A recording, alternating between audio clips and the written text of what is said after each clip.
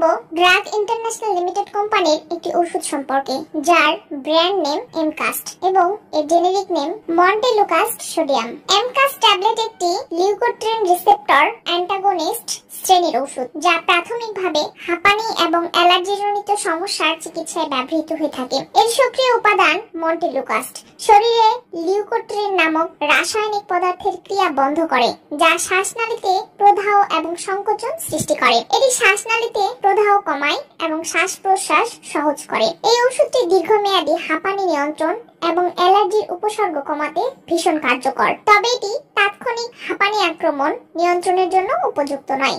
Emcast tablet আমরা কেন খাবো? এমকাস্ট ট্যাবলেট দীর্ঘমেয়াদী হাঁপানি নিয়ন্ত্রণ, হাঁপানি উপসর্গ যেমন শ্বাসকষ্ট, বুকের চাপ, হাঁচি এবং কাশি কমাতে, ব্যায়ামজনিত শ্বাসনালীর সংকোচন, ব্যায়ামের সময় শ্বাসনালী সংকুচিত হওয়া প্রতিরোধে, অ্যালার্জিজনিত রাইনাইটিস, মৌসুমী বা সারা বছর ব্যাপী অ্যালার্জির উপসর্গ যেমন নাক বন্ধ, নাক দিয়ে পানি পড়া, হাঁচি, চোখের জ্বালা পোড়া কমাতে, অ্যালার্জিজনিত ত্বকের সমস্যা, কিছু ক্ষেত্রে চুলকানি এবং ত্বকের প্রদাহ কমাতে।